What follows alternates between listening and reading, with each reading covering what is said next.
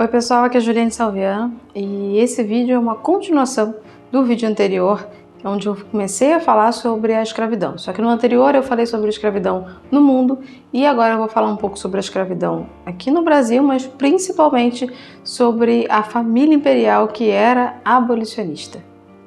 Aqui no Brasil, os primeiros escravos negros chegaram com a expedição de Martim Afonso de Souza em 1530, vindos da Guiné.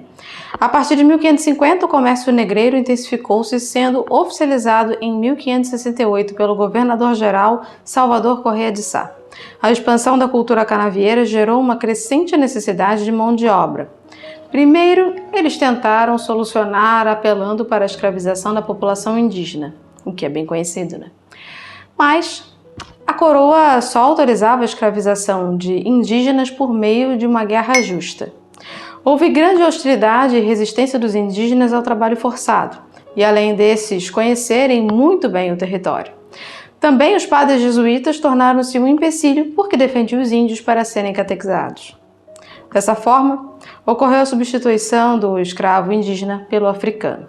Além de solucionar a questão da mão de obra, esse acabou representando o início de uma atividade altamente rentável para os comerciantes. A maioria dos escravos trazidos para a América Portuguesa vieram da Guiné, da Costa do Marfim, da Angola, de Moçambique, do arquipélago de Cabo Verde e do Congo. Poucos sabem, mas ocorreu uma tentativa de guerra santa na Bahia e em Salvador, por parte de escravos seguidores da religião islâmica. Em 1835, eles fizeram um levante para proclamar a escrava Sabina como rainha, que eles alegavam ser uma princesa. Foi bem sangrento, viu? Mas pela manhã já estava tudo resolvido. A Inglaterra havia passado pela Revolução Industrial em 1750 e em 1807 resolveu proibir o tráfico de escravos visando vantagens comerciais, né? Eles decidiram que ninguém mais no mundo poderia traficar escravos e que a sua marinha passaria a executar o que eles chamaram de a política moralizadora dos mares. Nesse mesmo ano, a marinha inglesa escoltou a família real portuguesa e a corte para o Brasil devido à famosa invasão francesa por parte de Napoleão, né? Uma das condições era o compromisso de cessar o tráfico de escravos. Tito Franco de Almeida, membro do Instituto Histórico Geográfico Brasileiro, acusou a Inglaterra de hipocrisia, porque ela se beneficiou muito da mão de obra escrava e agora que alcançou certo desenvolvimento, advogava em prol da abolição. E ainda segundo ele, esta procurava censurar Portugal e o Brasil, mas se calava perante a exploração dos homens brancos que ocorria, por exemplo, na Índia e na Rússia naquele mesmo período. O tráfico de escravos para o Brasil entrou em declínio a partir do estabelecimento de leis proibitivas no início do século XIX. Já em 1810, os primeiros tratados comerciais assinados com a coroa inglesa, em 19 de fevereiro, o príncipe regente Dom João VI se comprometeu a abolir o tráfico de escravos africanos. Em Viena, em 22 de janeiro de 1815, autoridades brasileiras assinaram um tratado se comprometendo a não mais traficar escravos ao norte do Equador. Com a independência do Brasil, assumem Dom Pedro I como imperador e Dona Leopoldina como imperatriz. Sabe-se que ambos eram abolicionistas. São conhecidos e bem conhecidos os gestos de caridade por parte da imperatriz Leopoldina. Ela costumava receber grupos sociais desfavorecidos e escravos. E sabe-se também que ela chegou a vender inúmeras joias, tendo como fim a caridade e inclusive para comprar a alforria de alguns escravos. Uma das coisas que mais a marcou foi a escravidão. Dona Leopoldina sempre foi ativa no que diz respeito à abolição dos escravos, mesmo antes de existir um movimento abolicionista formal dedicado à abolição. Durante a sua vida, ela procurou formas de acabar com o trabalho escravo.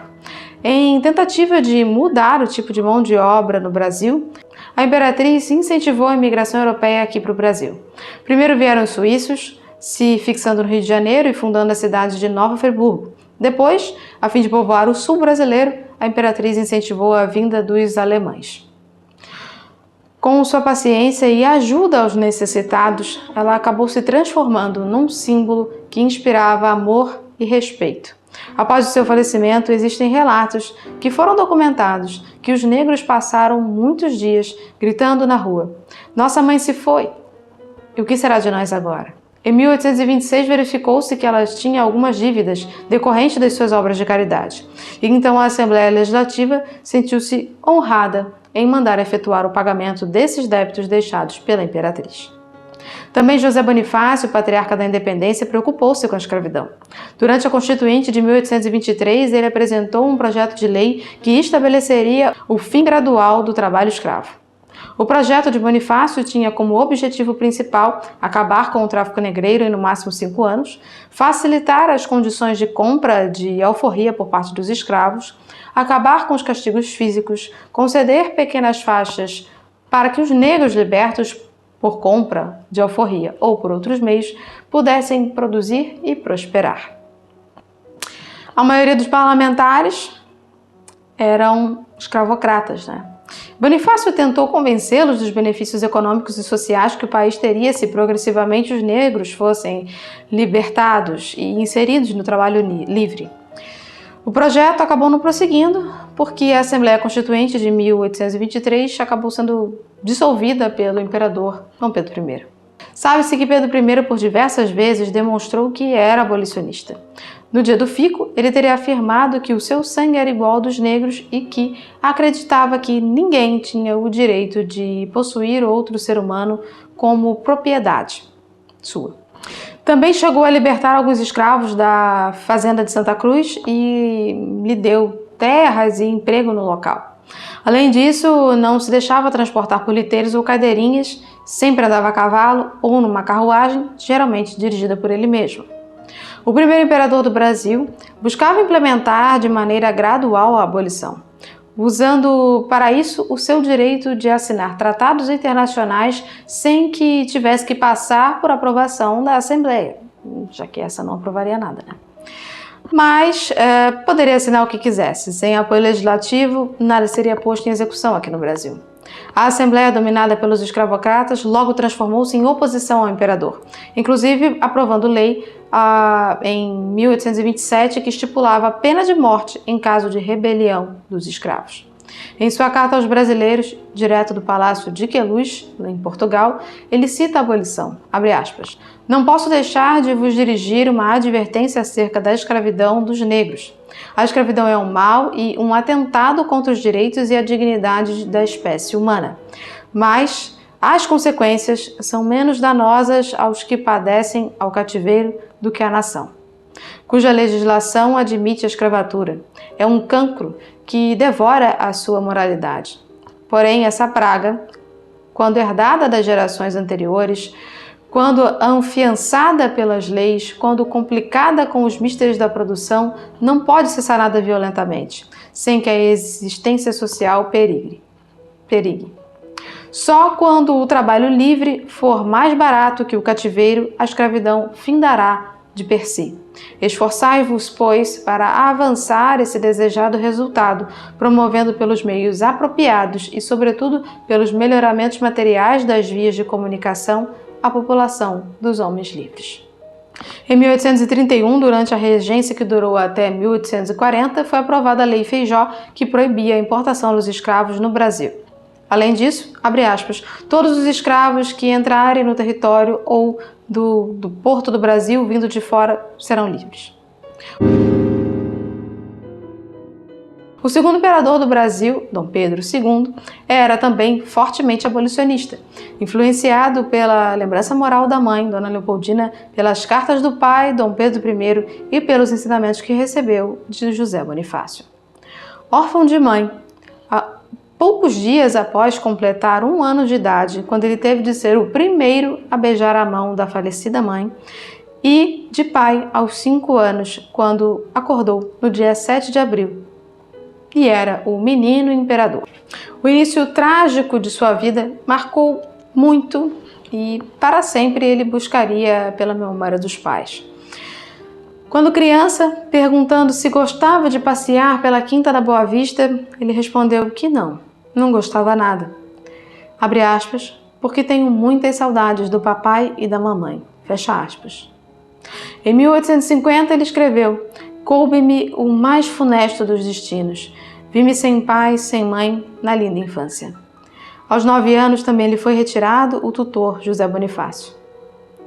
O pai teria delegado ao ex-soldado da campanha da Cisplatina, conhecido como Negro Rafael, a proteção do menino.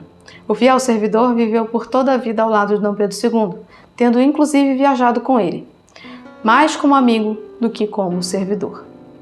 Pedro II assalariou todos aqueles escravos que seriam seus, só não aforreou aqueles que pertenciam ao Estado brasileiro, que quanto a esses ele não poderia fazer nada, não poderia simplesmente libertar por sua própria vontade. Na época da Guerra do Paraguai, ele libertou os escravos que lutaram e lhes deu sustento e casa. Além disso, ele reagia de maneira negativa aos escravagistas e dava título aos nobres que libertavam os escravos. Escravagistas não ganhavam título algum. Quem aforreava, sim. A extinção do tráfico foi o primeiro passo dado rumo à abolição da escravidão aqui no Brasil. A abolição efetiva ocorreu em 1850, a abolição do tráfico, com a Lei Eusébio de Queiroz. A lei implicou numa redução significativa dos números de negros trazidos à força no Brasil, mas não deu fim às atividades do tráfico porque muitos navios continuaram chegando na clandestinidade. Eusébio de Queiroz, é uma curiosidade que dá nome à lei, nasceu em Angola. Dom Pedro II, a imperatriz Teresa Cristina e a princesa Isabel ajudavam financeiramente associações para comprar alforrias. Em memorando ao primeiro-ministro, ele teria dito que estava refletindo sobre o modo de executar a medida da abolição, porém que era das ordens que cumpria realizar com firmeza, remediando os males necessariamente que originariam dessas circunstâncias. O Brasil era um país predominantemente agrário dependente da mão de obra escrava. Era necessário pensar num sistema paulatino para isso, para a abolição. Qualquer coisa abrupta poderia causar uma ruptura social.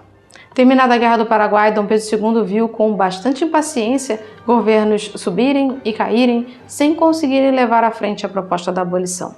Quem conseguiu foi o gabinete conservador do Visconde de Rio Branco, com a Lei do Ventre Livre em 1871, quando a princesa Isabel, em sua primeira regência, assinou a lei. Filhos nascidos de mulher escrava passavam a ser livres. Também criava o Fundo de Emancipação, que previa um imposto que era enviado para as províncias e municípios. Quem quisesse libertar o seu escravo, o Estado brasileiro compraria a alforria. Mas ninguém fala disso, Nunca. Em 28 de setembro de 1885, na segunda regência da princesa Isabel, foi aprovada a Lei dos Sexagenários, também conhecida como Lei Saraiva-Cotegipe, que determinou, na verdade, a libertação dos escravos com mais de 60 anos. Desde criança, a princesa Isabel fora acostumada a presenciar concessão de liberdade aos escravos em datas comemorativas, como também ela própria fizera por ocasião do seu casamento, por exemplo. Ela concordava com a visão de que a permanência da escravidão se constituiria num empecilho para o desenvolvimento do país. Muitas vezes, em viagens pelo país, ela distribuiu cartas de alforria. Isso também é bem conhecido. Uma outra questão que não é comentada é o importante papel das mulheres na abolição. Muitas buscaram se organizar para pressionar a sociedade pela abolição, como Inês Pessoa, que buscava denunciar em seus poemas o sofrimento dos cativos, como Maria Amélia Queiroz, que fundou junto com outras a Associação Aves Libertas para lutar pela abolição. No Ceará, existiu a Sociedade Abolicionista Feminina, Sociedade das Cearenses Libertadoras, fundada em dezembro de 1882 e presidida por Maria Tomásia Figueiredo de Melo, que teve papel preponderante na abolição da escravidão nessa província em 1804. Muitos buscaram diminuir o papel da princesa Isabel na abolição e na vida pública, chegando mesmo a alegar que ela seria alheia aos interesses públicos e que não tinha a pretensão de assumir como imperatriz, ou ainda que se assumisse quem governaria seria o seu marido, o Conde d'Eu, que era francês. O que não procede nem um pouco. Em muitas cartas e ações pode-se ver que ela se preocupava sim e que tinha pensamento próprio, mas ficava feliz, como ela mesma diz, em poder pensar junto com o marido. Tudo isso se deve mais à propaganda da República para denegrir a sua imagem. A princesa Isabel era discreta no início da abolição e da regência, porém ela era muito ativa no movimento abolicionista e trabalhava nos bastidores, mobilizava senhoras, agregava fundos, fazia doações para alforrias e quilombos, inclusive o quilombo de Petrópolis levava o seu nome, Quilombo Isabel. Ajudava escravos em fuga, escondendo-os tanto em seu palácio, no Palácio Guanabara, no Rio, quanto em Petrópolis. Inclusive mantinha em seu jardim as camélias, um símbolo do abolicionismo que funciona como uma senha para identificar os integrantes do movimento. As camélias podem ser vistas até hoje no jardim de sua propriedade. No dia 1º de abril de 1888, teve uma solenidade em Petrópolis, onde ela entregou a alforria aos últimos 103 escravos da cidade. Isabel assumiu a regência, a terceira regência, assim que Dom Pedro deixou o país em 1807, o gabinete estava abalado com as crises políticas e Cotegipe, que era o chefe do gabinete, o primeiro-ministro, pediu demissão. Mas Isabel não aceitou. 6 meses depois, a paciência dela com Cotegipe parecia já estar se esgotando. Ele não era abolicionista, né? Então não ia cooperar. Em 1868 foi bem diferente. Cotegipe parecia incapaz de atender aos anseios e a violência começava a se agravar pelo país. Ela temia que, com as revoltas que estavam ocorrendo em São Paulo, essa província aderisse às tendências separatistas. E sendo assim, quando ele novamente pediu demissão, ela aceitou, mas se antecipou, colocando no cargo o líder do Partido Conservador de Pernambuco, João Alfredo, que era abolicionista. Entre 1804 e 1888 foi registrada uma significativa queda no número de escravos, e isso se deu em grande parte aos movimentos de libertação organizados pelos quilombos. Sem as fugas em massa, o projeto abolicionista não teria tido êxito. O Quilombo de Araraquara foi provavelmente a maior colônia de fugitivos da história. Foi um exemplo de uma nova maneira de resistência. Esse quilombo organizava-se em terras cedidas por abolicionistas, na verdade, da elite. E os quilombolas erguiam suas cabanas com dinheiro recolhido entre as pessoas de bem, pessoas comuns e comerciantes de Santos. A população local, inclusive senhoras da sociedade, protegiam o quilombo da polícia e se orgulhavam muito disso. Um dos mais famosos era o quilombo do Leblon. O português José Seixas Magalhães foi o seu idealizador. Ele investia em terras na Zona Sul e, por isso, era dono desse local onde cultivava flores com a ajuda dos fugitivos. Ele mantinha eles ali escondidos com o apoio dos principais abolicionistas e contava com a proteção da própria princesa Isabel, a quem eles entregavam camélias todos os dias em laranjeiras. E essas camélias enfeitavam a mesa de trabalho e a capela particular dela. Quando o chefe de polícia, o temido chefe de polícia Rapacoco, quis agir contra eles, foram protegidos pela princesa Isabel e pelo próprio imperador, que ordenou a Cotegipe que encerrasse o caso sem investigações. O grande abolicionista André Rebouças registrou que no dia 4 de maio de 1888 teriam almoçado lá no Palácio Imperial 14 africanos fugidos das fazendas nos arredores de Petrópolis. E ainda que todo o esquema de promoção de fugas e alojamento de escravos teria sido montado pela própria princesa Isabel. Não só ela, como outros importantes membros da corte faziam o mesmo entre eles. O próprio André Rebouças, o advogado Marcos Fioravante, que era uma espécie de coordenador geral das fugas, Madame de Avelar, Dona Amanda Paranaguá e Cecília, a Condessa de Estrela, entre muitos outros, é claro. Às vésperas da abolição, em 12 de maio, mais de 1000 fugitivos foram acolhidos sob os auspícios da princesa. Era tal o seu comprometimento com a causa que o próprio Palácio São Cristóvão tornou-se uma espécie de quilombo. Era André Rebouças quem fazia a ponte do esquema montado por Dona Isabel. Em 29 de abril, Rui Barbosa, um republicano, chegou a dizer, abre aspas, hoje a regência pratica escancaradas em solenidades públicas o acoitamento de escravos. Fecha aspas. Que ninguém se engane que aquele ar doce, maternal da jovem princesa tinha opiniões fortes. Sua intervenção na vida política, com essas camélias do Leblon e as batalhas de flores, simplesmente pôs por terra o ministério conservador que justamente lutava com as maiores dificuldades para combater a agitação abolicionista e republicana. No caso, era lá o do Cotegipe, né? Quem disse isso foi Eduardo Silva. Em 3 de maio, na abertura da 20ª legislatura da Assembleia Geral, Isabel proferiu um discurso.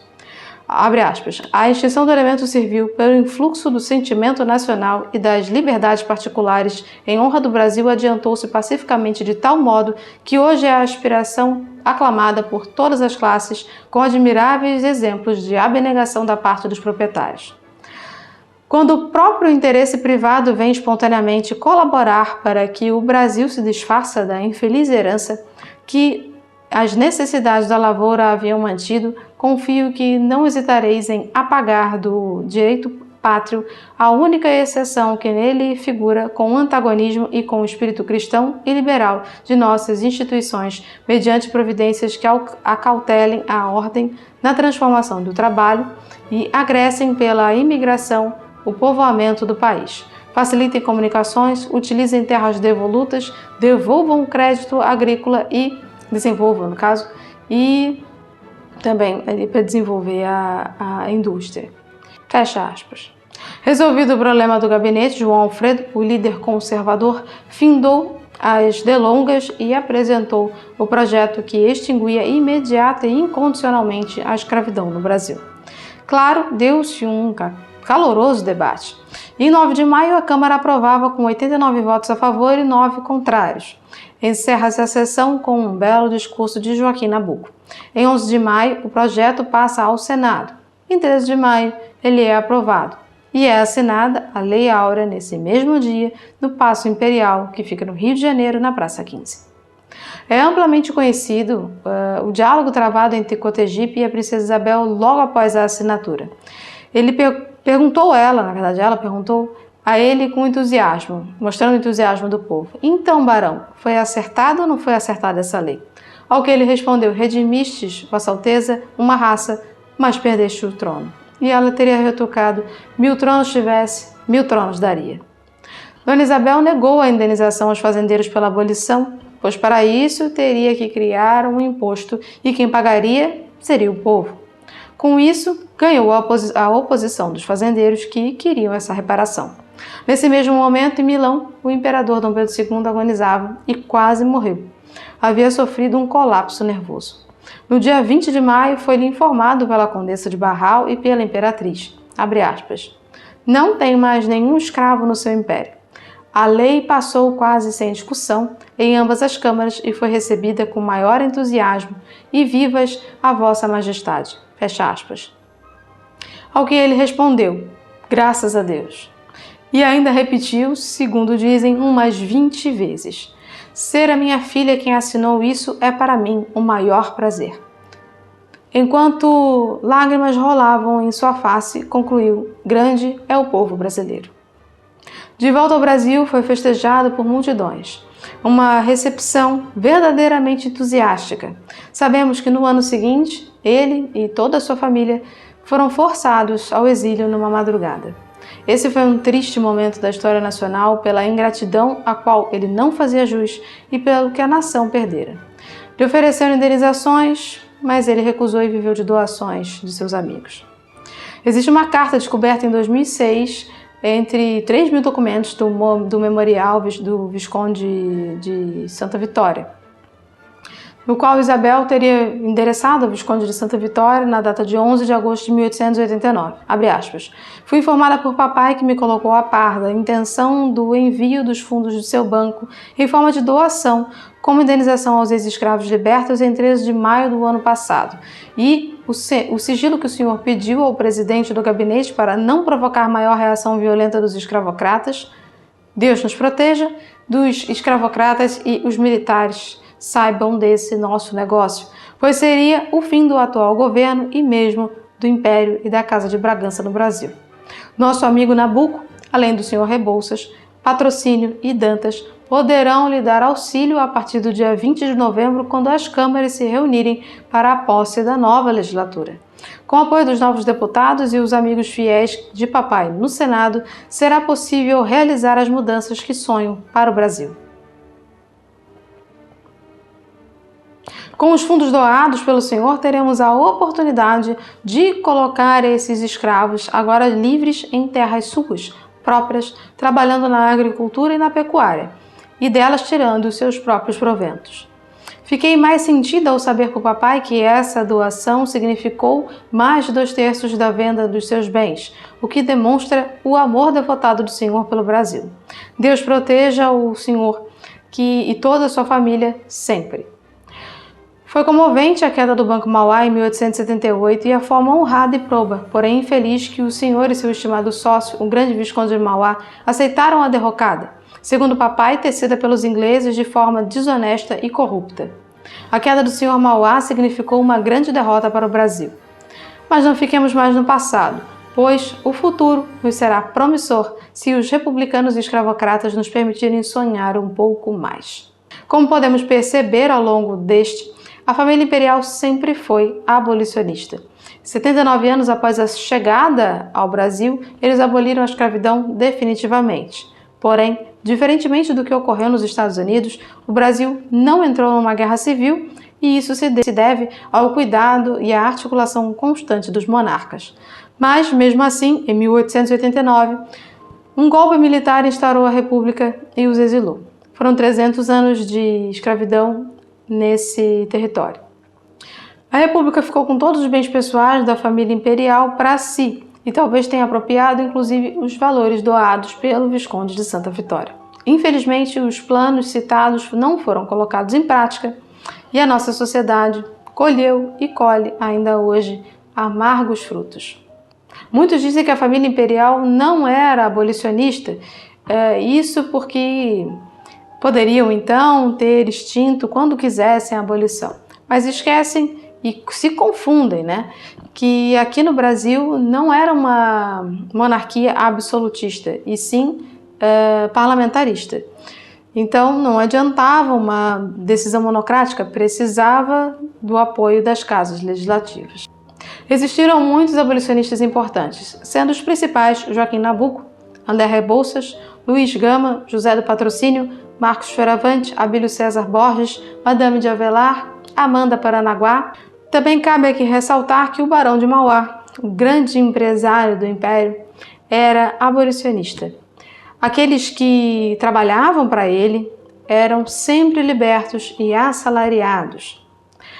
O dia 13 de maio já foi feriado nacional. Em 1930, ele foi revogado por Getúlio Vargas. Em seu lugar, tentou-se a todo custo colocar o 20 de novembro, que seria o suposto aniversário de morte de Zumbi. Foi no século XVII que começaram a surgir relatos de uma figura chamada Zumbi ou Zambi. Não se tinha certeza se isso era um título, um grupo, uma pessoa ou uma lenda. Ao longo dos séculos ele foi ganhando contornos diferentes. Foi só no final da década de 1980 que ele ganhou a imagem do zumbi do movimento negro como nós conhecemos hoje. Nunca se teve uma descrição exata de quem foi Zumbi. Os relatos foram, na verdade, construídos. Porém, de toda forma, segundo consta, Zumbi teria ajudado a formar um núcleo de resistência em Palmares, na então capitania de Pernambuco. Mas ali, tinha um sistema escravista na própria Palmares. E segundo alguns, Zumbi teria então sido morto em 20 de novembro de 1695, depois de um de seus companheiros, chamado Antônio Soares, que teria revelado, sob tortura, o local do esconderijo de Zumbi. Um bandeirante chamado André Furtado de Mendonça teria organizado uma emboscada que localizou o Zumbi. Após ser morto, sua cabeça teria sido decepada e exposta em Recife. Sua figura acabou sendo utilizada como uma manobra para apagar a imagem do Império do Brasil. Poderiam ter escolhido uma outra figura emblemática, como o engenheiro André Rebouças, mas esse estava muito atrelado ao Império, Então, não dava para ser ele. Esse vídeo é baseado num artigo, na verdade, num texto especial que eu escrevi para o Conexão Política. Esse texto tem bem mais detalhes e bem mais informações. Não pude colocar tudo aqui no vídeo porque eu fui fazer um teste e deu 51 minutos. Então, fica impossível, né?